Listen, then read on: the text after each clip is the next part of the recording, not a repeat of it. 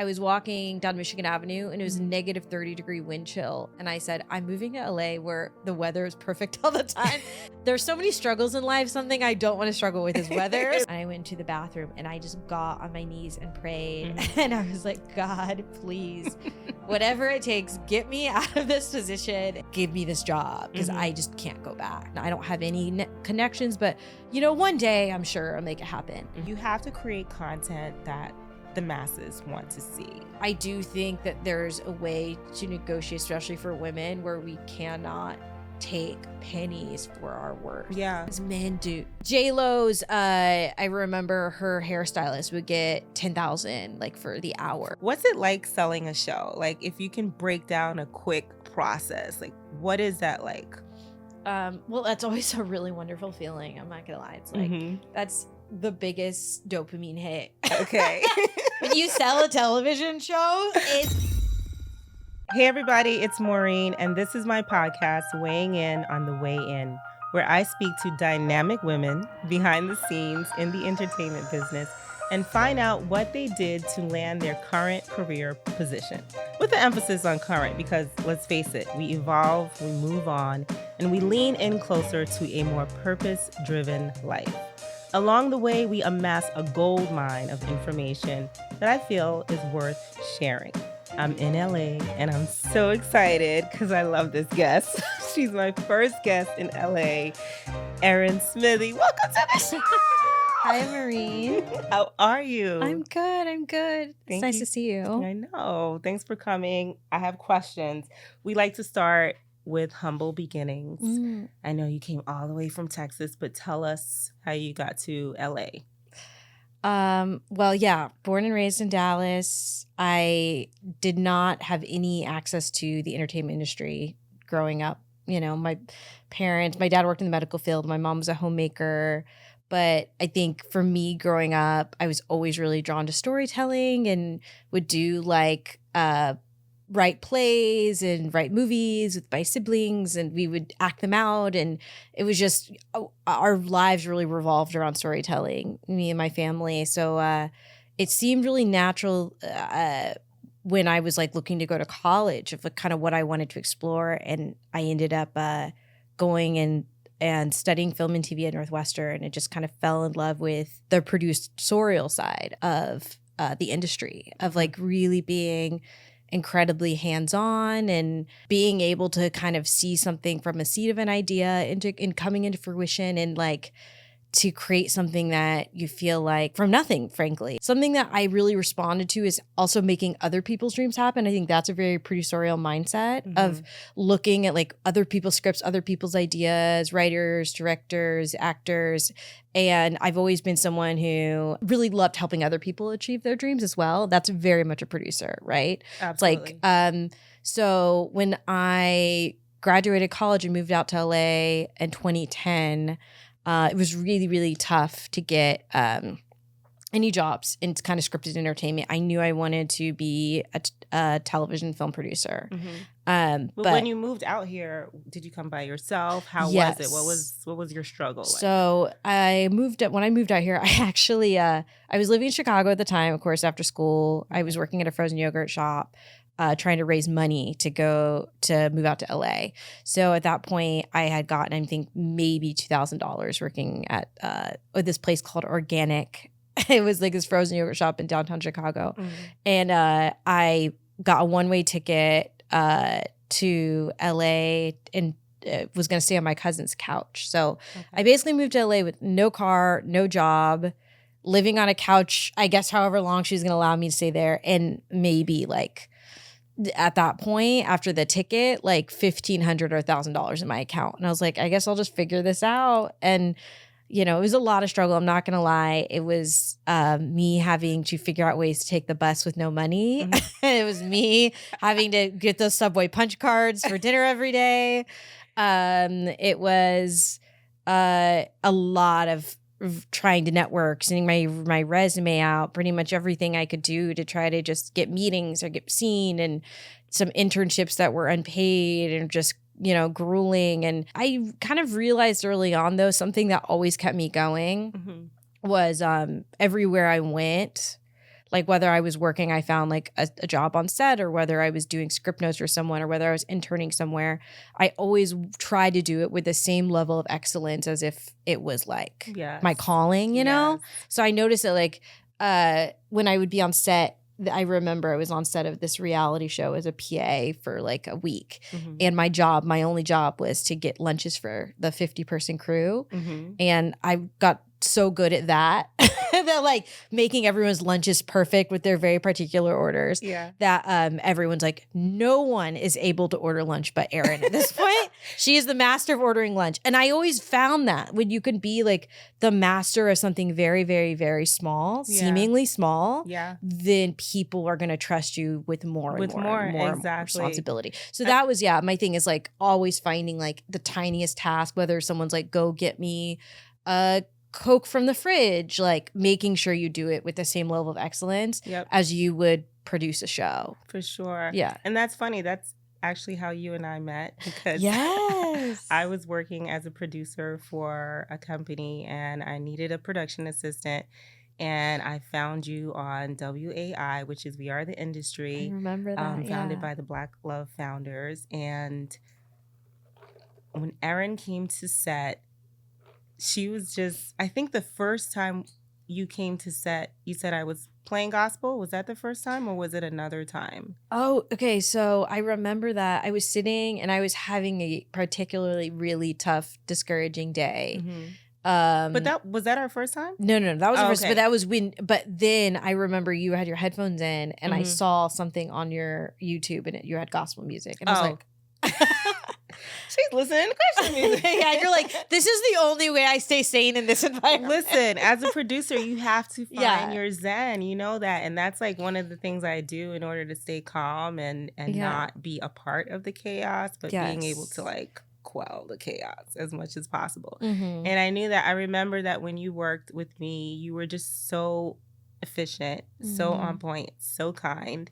And I was like, anytime I need a PA, I'm hitting you up. And then it was like, I needed a producer. And I was like, hey, I got this gig. But I do want to ask you, why LA instead of New York? I'm from the East Coast, so you know I'm a little biased. You know what's so funny is I remember I really wanted to go to school at Columbia. I wanted to go to New York. I had dreams to go there. Didn't get in, ended up going to Northwestern. But I think LA, for some reason, I always felt called in certain ways to California. And I think the second I stepped foot here, there was something, growing up in Texas and even in Chicago, I don't know why I never felt at home in the same way I did when I moved to LA. And I think it was just finding really creative storytellers and like-minded people here. And then, New York is very much like the hustle city too. It is. LA, I will say it's softer, but it has its own, the people that are hustling are really hustling. So I do feel like they're from everywhere else. Yes. And you find your same energy. And also to me, this is just another factor, huge factor for me. When I went to school in Chicago, I was so cold all the time, like on such a soul level. Chicago is cold. It was like literally, I remember my third year there, I was walking down Michigan Avenue and it was negative 30-degree wind chill in my face. It was like my tears freezing to my face. And I said, I'm moving to LA where the weather is perfect all the time.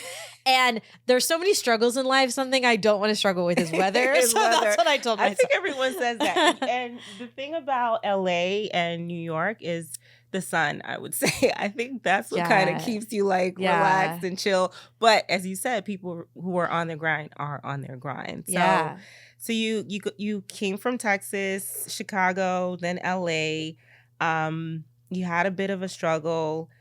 How long was your struggle before you started finding your flow? It was a long time. I mean, I feel like, there's always some sort of element of struggle. I always thought like when I became a producer of a show or when I reached a certain level in the industry that I would just like, the struggle would like stop. It's different. It's a different struggle, right? Like, but my struggle, I think early on, because I knew, again, I wanted to be a producer, but that took me from when I moved here to, when did I got my producing credit for my ABC show? It was like, that was 12 years, I think, of of hard work and like work trying, so it was. You've been here, because Yeah, I guess I've been after here college you've been here for a minute. for actually 15 or 14 years. So 14 years. So yeah, it was like around 11 years. Okay. And so you PA'd on American Idol. Yes. And talk about some of those shows that you PA'd on. Yeah, when I first moved out, it was hard to get scripted positions. So I kind of fell in it was easy at the time to go into competition television, reality television. So I found a job at Fremantle Media as an assistant to the EVP and VP of production there. How did you find that job? My friend actually got an internship there and found out they were looking for an assistant. Okay. So she turned my resume in, which is always, who you know. It's always who you know, unfortunately and fortunately. Yeah. That's why you always got to be like really networking and memorable. Be memorable and always, But so she turned my resume in, was working there, and found out they filmed a lot of their shows on the weekends. So on Monday through Friday, I'd be working in the production department with the budgets, right? It'd be like the budgets for American Idol, seeing how much everyone was paid, seeing how much it cost to do everyone's hair and makeup and all that stuff. It was just cool to kind of see those behind the scenes figures. Yeah. But then what are they like? Oh my gosh, it was I guess I can say it doesn't matter anymore. Like JLOs, I remember her hairstylist would get $10,000 like for the hour of working on her hair. I was gonna say for the day, you're like for the hour. Like you were on call, but literally it would take like an hour to do her hair, and you get $10,000. Okay, yeah. That's pretty good. Must be nice. Yeah. I was like, maybe I need to start doing hair. But yeah, But that's not all hairstylists that get to that level. Yeah. Yeah. Okay. But it was, that was the only figure I remember where it's like I would have my boss sign those checks and I'd be like, that's crazy. This person gets so much. Yeah. Something I requested because I saw they were filming on weekends. And so I went to my bosses and I go, for me to learn different aspects of the industry and to really get immersed in this, can I PA on the weekends and just get overtime and not be paid as a production assistant? So it was like, like double time. But they loved that idea and also cut down costs for them. I didn't know that back then. I was too ignorant to realize that. That like I was actually saving them money and giving them like labor for cheaper. But I loved it. I didn't care. Like I was working 7 days a week at that time. So Monday through Friday in the office, Saturday and Sunday, I'd be on the American Idol set or Let's Make a Deal or America's Got Talent and seeing behind the scenes production, seeing everybody's different jobs, the grips and the camera guys and all of these people. And I fell in love with production. Like I was like, oh my gosh, I'm home. This is so cool to see this like, when a production works well, a very well-oiled machine of like everybody has their jobs and everybody is like keeping this machine moving together. And you have to work together and everybody has to trust each other on some level. So I think immediately I fell in love with like being on set and production. It was like, I want to do this to some capacity for the rest of my life. I moved up as like a associate producer to casting associate on different reality and game shows. Okay. I worked on, I remember Rihanna Style to Rock show. It was like casting up and coming stylists and designers. And I worked on this cooking show, competition cooking show for NBC. Okay. So stuff like that where it was like, it started to become a lot less fulfilling because to me, when you're in that bubble, you're so in that bubble and you kind of can stay in that bubble. And it's like, I wasn't feeling challenged anymore. And on top of it, I think I hit like my mid-20s and I was like, well, I'm not doing what I came here to do. I really want to do scripted. And frankly, I mean, a lot of the reality shows I was working on, we were literally giving people scripts. Literally writing out. That was my job sometimes. What was that show I worked on? I worked on this show called Hollywood Treasure on Sci-Fi. I was an AP for, and it was we had to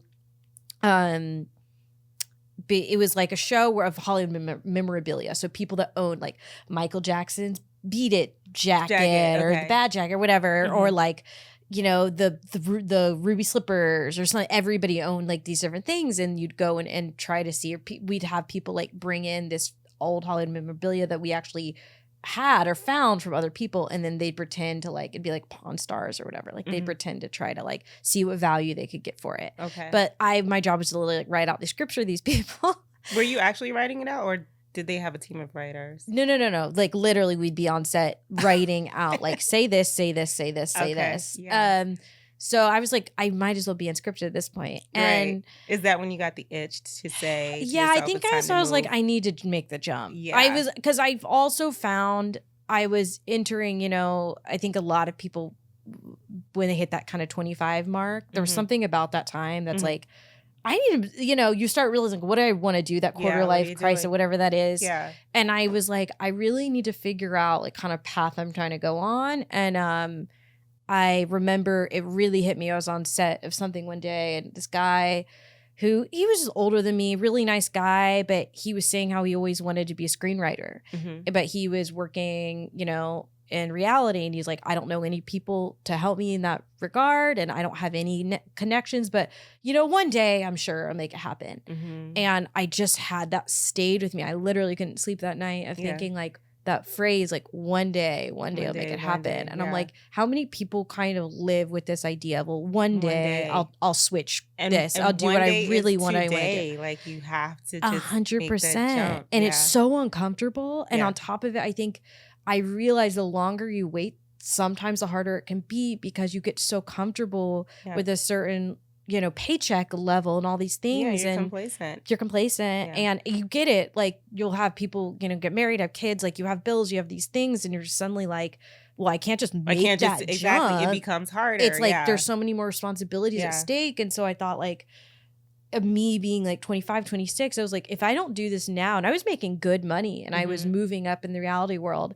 So I'm like, if I don't, PA to associate producer, I was the associate what's producer. The difference in pay between? I think I mean, for me, like at that time, like $1,200 a week or so, like I was in a good place with that, or like I was comfortable, right? But I knew, if I could go down this road and keep making, you know, stay that route and to have the same kind of colleagues and circles, everybody, it was just very like, everyone worked together in the same shows all the time. So I was like, okay, I want to expand my network. I ended up going to taking a step back where I actually went from an associate producer to an assistant at an agency. Isn't that what normally happens? Like you take a step back and take a step forward. But I will say a lot of my career has been step forward, or sorry, step back, step forward, step back, step forward. Like that's a lot of my career. And I realized I used to think there's something wrong with it, but like that's part of it. I think it's like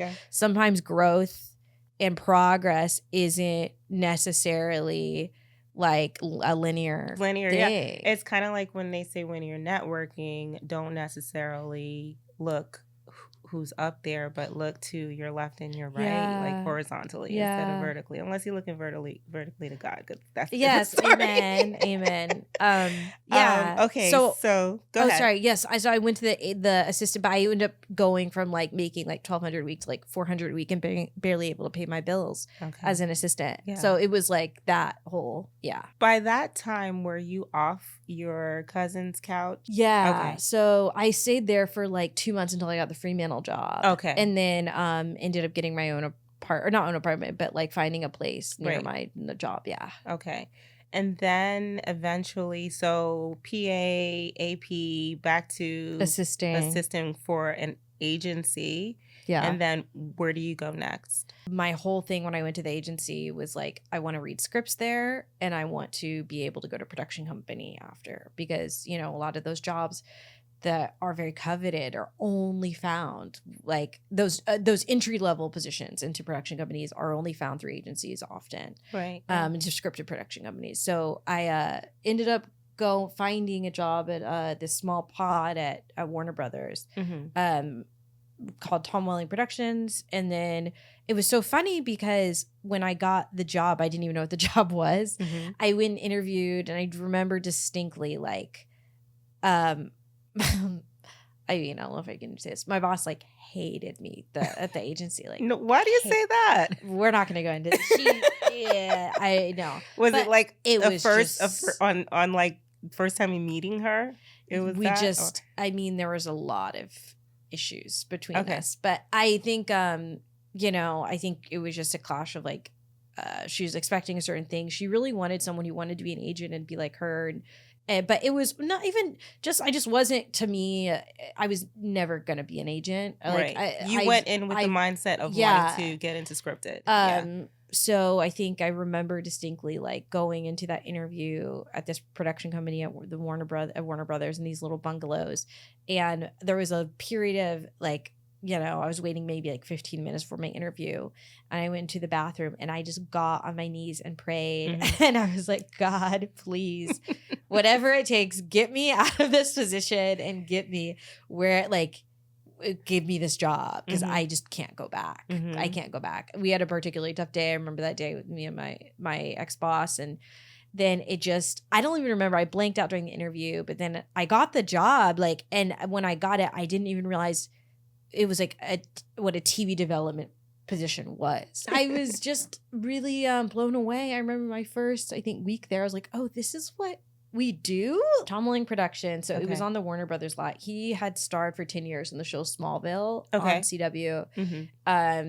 And yeah, they had given him just a deal to produce mostly. It was really just starring vehicles for him, but it really was mostly trying to find like things for CBS, CWE, like within their studio system to sell shows for. So I was like, oh my God, this is what we get to do all day. We get to like read scripts and meet with writers and sit together and come up with show ideas and try to put them together and sell them. So I think we were kind of a very, you know, small fish in a bigger pond, but because we were with Greg Berlanti and, you know, like it was just these big pod deals there. And then we were able to sell like a show every year. I just saw the process and the business of television through that. And I think one of the most valuable things of my time there, I would listen in on my bosses let me listen on every single call with the heads of the studio, every single call with writer, every single call with any director, anything, and be in every meeting for the most part. And I was taking like copious notes of everything. For yourself?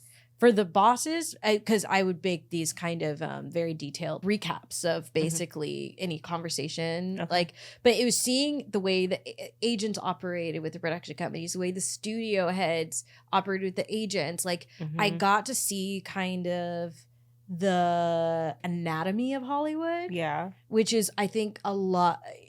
That's something that you do not learn in at all in school. This is like real life experience. Yeah, and you see everybody's different like positions, roles, like their agendas. You have to know what people are wanting and how, like, in order to sell things, in order to make things, in order to like get traction on things. Yeah, you have to understand the mindset of someone who works on a network level. You have to understand the mindset of someone who works at a studio level, because there are mandates, an agent. Right? That come out and they say what the networks are looking for. Yes, but sometimes, a lot of times mandates are complete crap, to be honest. Like, because it's like people don't know what they want until they see it. And also those like the iPhone, I always say that. I mean, I had a meeting with an agent and I was pitching my series at the time, and they were like, well, you know, you have to create content that the masses want to see. And in my head, you know, I took in what she said because she's in her position and I'm trying to pitch content, so fine. But in my head, I was also like, well, no one knew they needed an iPhone. Everybody has an iPhone in their hand now. So I get it that you do have to create content that relates to a larger audience, because then who would be watching it, you know? But also, what does that even mean?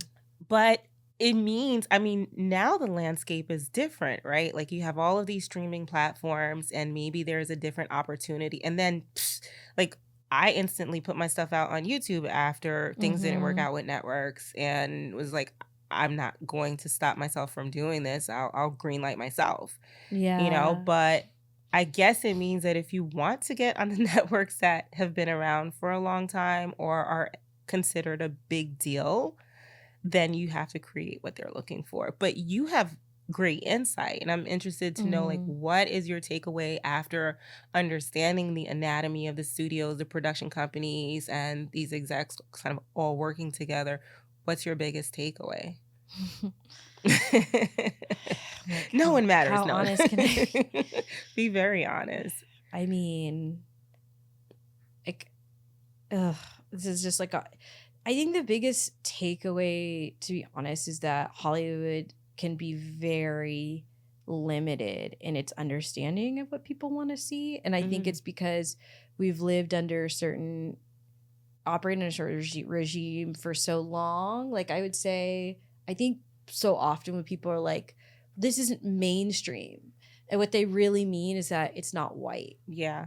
Like, and male. In male. Yeah. It's not white, it's not male, it's not mainstream, it's too niche. Mm-hmm. And then, like, they use words like diversity, or they use words like, but it's really, it almost feels like a dirty word. It feels like an otherness, and it feels like sure, we'll give them something. But it's like, I do realize that Hollywood's always shifting and changing, and there have been so many strides that have been made even since I've been here in terms of being more inclusive with stories and being incredibly like championing young creators of color, right? And I've seen it firsthand how there have been a lot of strides, but I also do see how people striving to like retain a certain ideal of their mind of what Hollywood should be, or what type of content that people want to see. And the truth is, that's what's so frustrating to me, is because that's constantly changing. And so people are trying to trend chase a lot of times. Like, I'll say this, for example, you know, I remember when I was at Warner Brothers, something I was really passionate about was creating a series in the world of K-pop. And I remember pitching it and being like, well, how are, we going to see who's going to watch a show with an all Asian cast, right? And then literally a month later, like, Empire came out, and everyone's like, we need our next Empire with like a really buzzy like show with all people of color. And then, you see what happened with like Squid Game, and everyone's like, immediately after that, we need another Squid Game. And you see Bridgerton, we need another. So it's always when something, that's why I say it's like, you don't know what's really going to hit. So I think people being very like, okay, audiences are only going to respond to this. No one thought the audiences would respond to The Bear. That, on paper, that show, like, even imagining trying to pitch that nobody would be like, this is going to be a hit. Not a single person.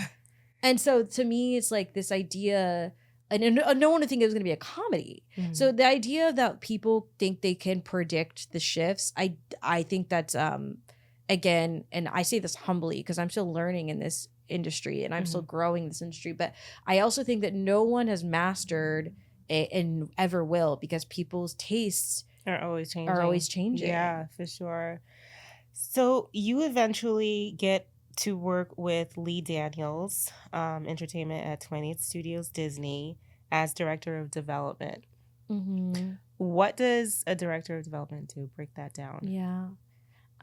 Well, I started off as a Director of TV development and then was promoted to Vice President. That is basically, I will say, it's like, I guess, the hierarchy or rankings, because again, another thing when you understand like the anatomy of the industry, positions at studios it's a very different thing than like the ranking of positions at production companies. So for me, like, a director is basically I think it's similar to a creative exec at a studio. I think those titles are fairly comparable. But it's a director of TV is really someone who's working directly under the head of television or whoever. I mean, at least every company is different, but at least for my position, I was working directly under the head of television, being the first person to take a look at scripts sometimes. I mean, it just kind of changed on a day-to-day basis, honestly, because I wasn't a decision maker. Like, I wasn't, able to like fully say I'm like alone at that point. I'm taking on this project, I'm developing this project, I'm producing this project. Yeah. But I could get behind things and package them and bring them to my higher up and like passionately talk about why I think this was needed, and then he would help me to kind of like take things out. But really it was being a part kind of every step of like formulating ideas. It was, you know, us bouncing things off each other, formulating ideas, or putting together writers list. That was really big too. Say that we had a book that we wanted that we had the rights to, or that we had like, I remember we got some rights to some international formats. Or if one of us just like, what if we had a TV show like this? And then part of the process is like, idea comes first, or the intellectual property, whatever comes first. You come to like, how do we tackle this? Like, what's the best way? Should we get a writer? Should we get a director attached? So we come up with writer list. We do writer meetings. So a lot of my job was putting together those lists, making sure the assistant's setting up meetings on like, you know, for us back to back to back for a particular project, sending whatever material to the writers they need. And then from there, you're sitting with them to be like, well, which of these writers has the best? Also, you know, it's a relationship. It's like, who is really like bringing something to this that we feel like is super valuable? Who really gets what we're trying to do thematically? Who gets the kind of mandate, or, you know, the needs for our company, who also has the right amount of credits and all these things. So we do a series of these meetings and then say like, whatever writer we felt like best fit. And then from there we would work on a pitch. And then, you know, the pitch process is a whole other thing. Like, how difficult is the pitch process? And is it solely you, or is it the head of television at that stage because you're director of development? So, or is it the team? What is that like? It would be me and the head of TV, me as director and the head of TV, going in with our writer. And, you know, we would be working on pitches sometimes for months at a time, right? And pitch should ideally be a 25-minute presentation of to the studio or network, both, but the 25-minute presentation that really shows, you know, there's a whole like this is what the show is, this is why it's needed, this is where it's going to live, this is what tone it, like the character, everything. And then you bring it to the studio first. That was what because we were under a studio deal at 20th/Disney. Bring it to the studio first, and the studio then will assess like if they feel like this is something that the networks within the studio will be wanting or needing or fit, like you said, those mandates they sent out. If they feel like there's a life for this, or, you know, legs within the studio, they usually, you know, give some feedback and notes. We continue to work on it based off of the studio's notes. And then, you know, once everyone signs off on that, also, let me not forget a whole other big part of it, which I've learned is business affairs. It's like deals in this industry can take a very, very, very, very long time. So it's like, say that we had like a writer and director, and we go into the studio and we say like, okay, they're like, we love this idea. Let's take it to Hulu, or let's take it to ABC or whatever. Those deals with that writer or that director, whoever, it can take like, I mean, I've had deals, unfortunately, take like 6 months. So that's where you can lose time too. Is it because it's going through attorneys? Like, what is the slow attorneys? Up in the it's also, to me, I always say for people, like, getting really good with an entertainment attorney. Find like one that you really trust. Find a business, when you're going to a company, find a business affairs person who can break down those deals for you. Do not ever have someone who's not an entertainment attorney do an entertainment deal for you, because those contracts are so specific in terms of when you look at, like, I mean, that's why the whole strike happened.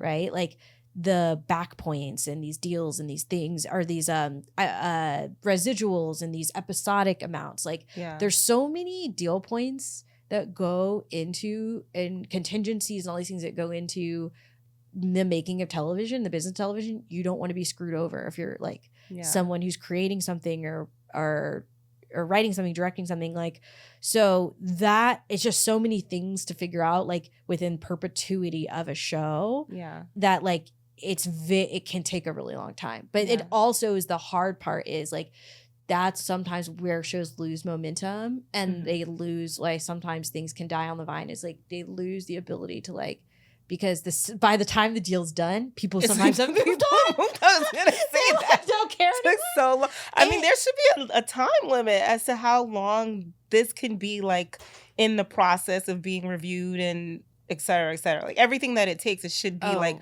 less than 3 months, if possible. If only. So in 2021, you were promoted to vice president of television, and wow, I did not know that. Yeah. Congrats. Under Lee Daniels Entertainment at 20th Studio and Disney.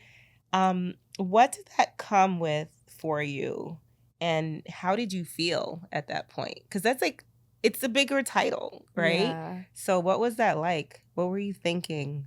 I mean, it kind of came at a time too where I think my boss at the time, he was leaving. He was moving on to work at Universal Content Productions, and then so it was like me at that point. I felt fine just because I had been doing the job for so long. You know, everything that was required of being a vice president, I had been doing it already. So it was more, I was like, okay, my title's matching my level of responsibility. Sure. My your income is matching. Income matches my level of money. You know, like work. So it was that, and also I just at that point I've been going to set so much. I'd been in Atlanta, producing the Miss Pat show on the ground. 2020 and 2021, I was in Atlanta so much for the Wonder Years Miss Pat show. Like, how was that filming in 2020? I was so excited to get out of the house. I'm not gonna lie, but it was like, but I mean, like, you guys were like testing every single day, like, and it was also tough because we were like working in basically like hazmat suits. Also. Yeah. But I just also I didn't even care. I just like I love being out on set in the public. And I'm out. Yeah. And then like even if I have to wear like a mask and a facial shield. And did you ever catch COVID during that time? Because there were some No, oh, okay, great. I'm trying to think. I only caught it once with my family at Christmas, but not on set. No. Okay, good. But we also got yelled at so much. We had the 6 feet. They had those what are those pool float whatever those noodles with the 6 feet noodle, and then they would like come and yell at you if you're standing too close to people. Like, get away from everybody. Like, so that was kind of frustrating. Okay, under your leadership, The Wonder Years debuted to critical acclaim and received a Peabody Award, NAACP, and WGA Award nominations. This is why I love doing this podcast, because a lot of times we see like the bigger names, the big people, like the cast or the person that created the show, and you never really see the people behind the scenes like you. And I love to find out, you know, what it was like when you get a nomination in your head. Are you like, okay, I want to get the win, or are you just excited about the nomination itself? What's going through your mind at that time? Well, first I want to say that really, like, I always attribute that to the leadership of our showrunner, Saladin Patterson, who is phenomenal. And just working with him was amazing. And he's also a very strong believer. And our prayers for set all the time, and I remember like just so many prayers we had for like the you know, the children on the show, the like everyone on set. So it was just wonderful to work on that with like people who were so passionate and also love the Lord. But I would say I never have ever cared about awards. I think like it's so wonderful, I guess, to me, that type of thing. But I really feel it's gonna sound so incredibly cliche, but it's true. Like the reward is in doing it. Like I remember driving to set, or like I remember the euphoric feeling once we'd finished the pilot and it was like midnight, and all of us were just so dog tired from like, you know, I remember we shot the pilot over a week, 2 weeks. I think it was around like 2 weeks or so. We were so tired, but we still all went out together. and had a drink and were just like laughing at all the funny things that had happened and just like basking in how amazing it is, like how many shots that we loved and how amazing it is that we all get to do this. And yeah, it's just, to me, that's really the reward. You're like, there were so many times to be driving to set and like pinching myself, be like, I cannot believe this is my job, that I get paid to like do something that is so heartwarming. And like, I really get to like hang out with these people are so fun every day. And especially, do you miss it?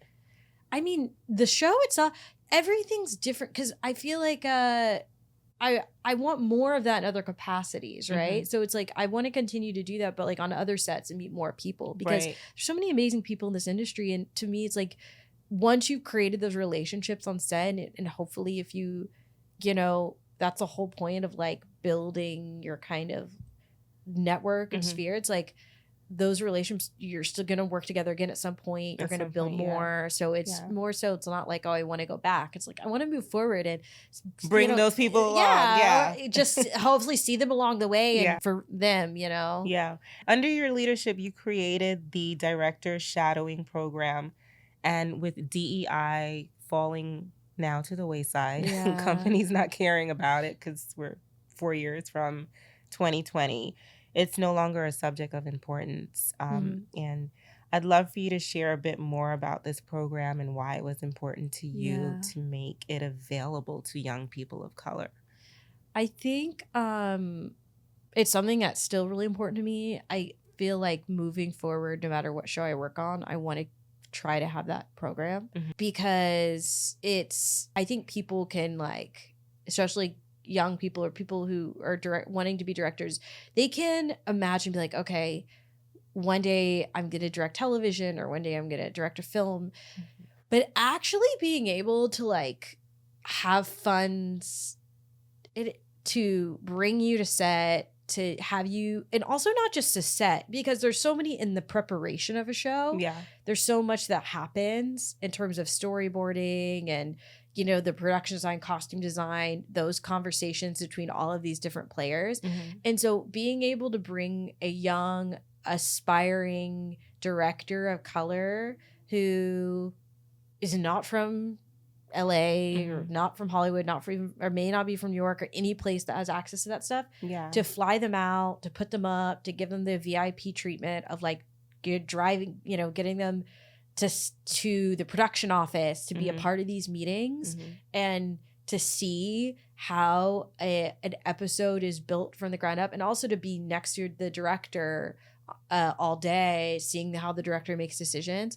That to me is like, that's a rich experience. That's better than grad school of any kind, because it's like you're seeing in real time in real life, and like there are things that you can only know when you're in the midst of it. And I also am just like a firm believer of they talk about like if you're trying to learn another language, you have to like, and you really want to become fluent in it, you have to live in that country. Like, or whatever, you know, you're trying to go. If you really want to know entertainment, you have to learn through osmosis and be in the midst of the chaos of it and like the let everything kind of seep in and listen to everything. Like basically what you did. It's like and also it's all a language. Like to me, I think that was the biggest thing. I used to be so intimidated by people when I moved to Hollywood. I was like, everyone's so smart. I'm like, no, they're not. It's a language that you learn. It's like there's a lexicon for every like these people just know exactly because they know the language. They know. They know, become fluent in it. Yeah, you become fluent in it because that's what everyone is saying when you're having conversations. You know what I mean? So it's like if you don't understand by that point, you have to force yourself. They're not smarter than you. They just are there. You see. So you've sold other shows to ABC. FX, Hulu, Disney Plus. What's it like selling a show? Like, if you can break down a quick process, like what is that like? Well, that's always a really wonderful feeling. I'm not gonna lie. It's like that's the biggest dopamine hit. Okay. When you sell a television show, it's Let's go. Drinks for everybody. Like literally, I think I remember my whole team, we went for margaritas after, because it just is so much of like a okay, are they going to like It's a this? rush, yeah.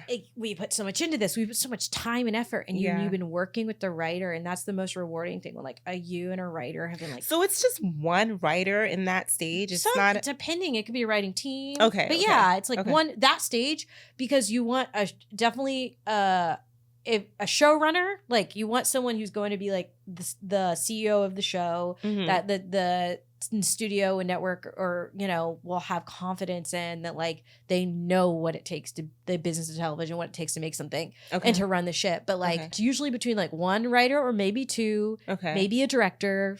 Sometimes we don't even have a director attached yet, and then the players of like who is there. I mean, I'd be working sometimes late at night with a writer. Like I remember once we were changing things, scratching things out 5 minutes before we went into Hulu. Wow. And then we sold the show in the room. That's like crazy. Well, unfortunately, they don't I miss pitches in the room, like in the physical room, but now it's all over Zoom. Oh. But yeah, we're changing things last minute and freaking out. And then go in, I would do my spiel of opening it as the person who'd been like working on it with this writer and talk them up. They do it, their thing.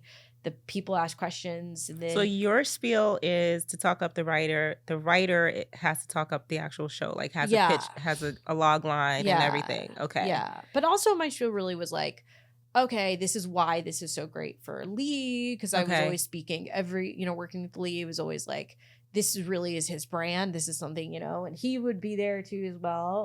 For a lot of them, like what he's really passionate, we feel like it fits here, blah, blah, blah. So it was that. And then once you sell it, it's just such a great thing. But it's also like, okay, it's easier to sell a show than it is to make a show. Oh, no. So wait, how many people are in the room on the other side that it depends. Okay. Sometimes it's a lot of faces staring back. And what are the roles? Like it can be like, because when it's the studio, your studio partner. So whoever's covering you at the studio. Okay. Usually that a high level person and whether it's comedy or drama depends, right? Okay. So it's either high level person comedy, a high level person drama. Might be a more like mid-level executive in one of those areas on the studio side. And then on the network side, whoever they choose to like, it's usually the person who has buying power. You certainly want someone from the studio, the network who has the ability to buy a show. Do not like, if you're pitching a show to like a manager or assistant at a network, like they don't know they can't buy it. Okay. And they can't tell you, we'll do this. Like that doesn't mean anything because they have like so many people over them. So it's like someone with a higher power who can say, we'll do this. Yes, we're in, or, whatever. So sometimes it would be like 10 or so people on a Zoom. Was your heart beating or were you like, no, I got this? Did you do a little prayer and like you went in with all of the confidence? Sometimes I was more nervous than other times. Okay. I mean, I think it is really nerve-wracking. I've cried after a couple of pitches for sure. Oh no, why? Just because pitching, I cried after a couple comedy pitches because that's the whole thing. Comedy is so subjective and like it feels like something about comedy executives, they are not easy laughs. Like they will have completely stone faces for a lot of comedy network execs and like so you'll say something that you hope they laugh at and they're just looking at you like you're the dumbest person. And then it's really nerve-wracking because when they're like, okay, well, that was that. We'll let you know. And then like they're not going to buy this. So it's on Zoom because of the pandemic? Because of the pandemic. And then people were just like, oh, this kind of works. We don't need to meet in person. Going in person. I'm sure. There's a different vibe when you're in person. It's a different energy. Like my favorite is when we've sold comedy pitches in the room with people and everybody's laughing and it becomes like a big party. Yeah. So I get that. I get that. All right, let's talk money real quickly, okay? Yeah. Working the set of American Idol, X Factor, America's Got Talent, what are we taking home? I think I was making like $800 a week. Okay. And as a creative exec for scripted television at the Warner Brothers Tom Welling Productions, where are we now, money-wise? Honestly, I'm maybe like I think I was making like $39K. Okay. Director of TV. Just tell them you can give a range if you don't want to tell, I was in a women's executive group. Yeah. And we didn't share our salaries with each other, but what we did do is go into like an Excel spreadsheet. And we would put like anonymously what we were making. Okay. And for me and the other women at my level, all of us, I mean, it was a huge gap, to be honest. I mean, were these women from all backgrounds or just all backgrounds and all the same, pretty much same. We're all like director, VP level. Okay. But there was a range, I would say, of 75K to 250K. Okay. So everyone's making somewhere in between that. Okay. Creating a sheet like that, was there now a conversation that, oh, you feel more comfortable to go in and say and ask for this once you know that you're getting a job? Like, what was the point of that, of doing something like that? Because I feel like people don't talk about money enough. I think women need to talk about money. Yeah. Because that's the whole thing. It's like at least having that transparency. Like there are other executives, like females at my level I've talked to, like, what are we making? What are we making?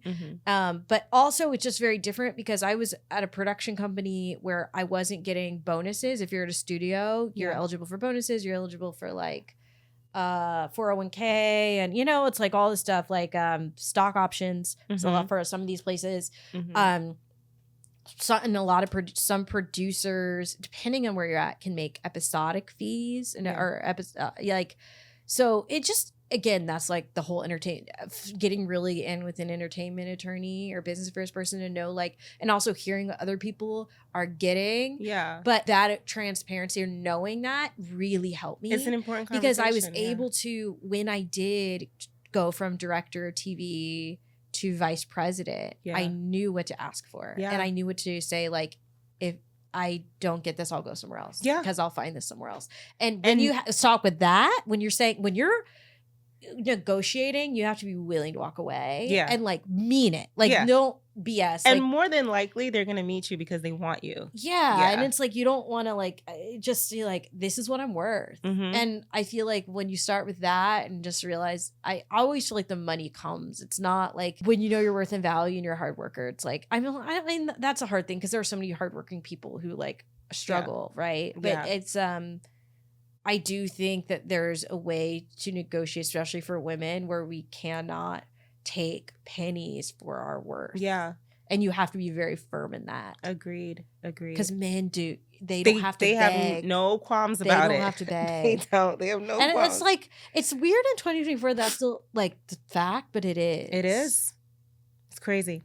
Since moving on from Lee Daniels as VP of Television, you've now founded your own production company called Less is More Entertainment, with a focus on producing television series centering on women of color across all genres that captures the scope, breadth, and intricacies of their experiences. Yes. Yes. We need and love that. So based on your experience in the industry, do networks have shows for women of color or top of mind? I mean, because this is like now the focus of your production company. I'll say this. I mean, I think in certain areas that are kind of somewhat pigeonholed right now, I think that there's so much more space for like expansion in that area. And I watch a lot of different shows, but like I think it's so often like women of color only, I don't know, in like the genre of like struggling to find love sometimes. Yeah. But I also love, that's why I love Abbott Elementary. I love things. It's like, but there's a lot of like, which I loved Insecure, and that, so I never am going to say like, okay, let's not do like this type of show, right? Or like, I think something that I really don't want to do either is like the just purely Black trauma for the sake of Black trauma shows, because we're beyond, there's more to us than just that. It's like there has been so much trauma, and we all, you know, but it's also like the celebratory nature of being a Black woman. Like I don't want to be anything else, you know what I mean? It's like I'm so proud of like who I am, and I think anybody who is a person, like whatever your background or whatever, like your race, it's like God made you the way you are, and you just feel like there's something, no one should ever be ashamed of that, of being themselves. So I just think that like with Blackness especially, and I think stories that center so much more often on things that have gone wrong, and things that like our only identity being in race sometimes in kind of these spaces. Like I just struggle with the fact that I find that sometimes white characters are allowed to be more complex. Yeah. And they're allowed to be human and messed up and flawed. Yeah. Like they don't there have to be, like, I always kind of push back on that too. Like sometimes we have to show like Black excellence too. Yeah, we gotta be better. Like, we gotta you have show to Black be excellence. the amazing, like in order for us to care, it's like you have to be the president in a show. Yeah. You have to be like a professional athlete or this or this or that. Yeah. And I'm just like, but then you'll have shows of white people who are just a normal person in the Midwest with a normal job at the grocery store or something. It's just a reflection of how we are in society. It's like I was having a conversation with my brother, and my nephew was like going to the bank, and he had like a do-rag on and just like, you know, chilling. And my mom's like, you can't go outside like that. And he's like, he understood where we were coming from, but then it was also like, I can't get rid of this. Yeah. Like, this is how I look. And if I can't be myself, then what am I doing? You know? Exactly. And I feel bad because there's the half, and I know this is kind of like off subject at this point, but there's part of you that wants to protect that person because we know how society treats the person. But there's also the other half is like, let the kid live. Yeah. You know, why do they have to be perfect all the time? Like hair always has to be combed back a certain way, etc. But that's another pod for another day. But no, I agree. The podcast is called Weighing In on the Way In. And what would you say is the ultimate way in? What is that? Oh, the way in. Yeah. For a second, it took my brain a little bit to be like, which way is that spelled? The ultimate way into the industry. Like, that's so interesting because, you know, I would say, again, everyone's journey. I'm so glad you do have this podcast. Everybody's journey is so different. And I think I spent a lot of time beating myself up of feeling like I was moving so slowly. Like I saw when I first moved out here, and the first 5 years, some people's careers immediately took off. Yeah. And I was an assistant for a decade. Yeah. And, you know, as much as that got really hard at times where I just felt like, am I ever going to move up? Am I ever going to like, I knew that God had put it inside of me to be a leader and an executive. But I just was like, well, people are only seeing me in this light, and how am I going to get an opportunity to prove myself and show myself?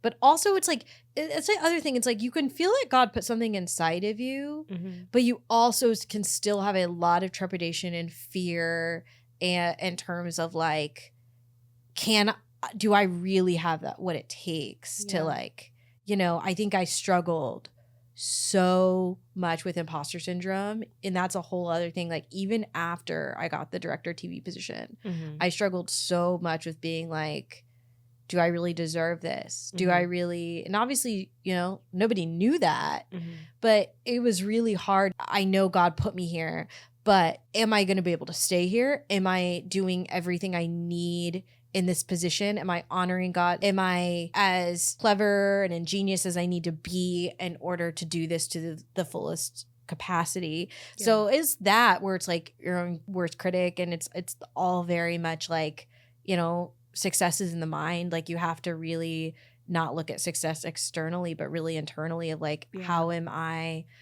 showing up every day, and how am I putting God first, and how am I like really being easy on myself and giving myself grace and others grace. And it's like, that's all you can do. But I think everyone's way in is so different. I really always say like, be super, the comparison game is so brutal. And I think more than anywhere in LA, the comparison game can like eat you alive. Yeah.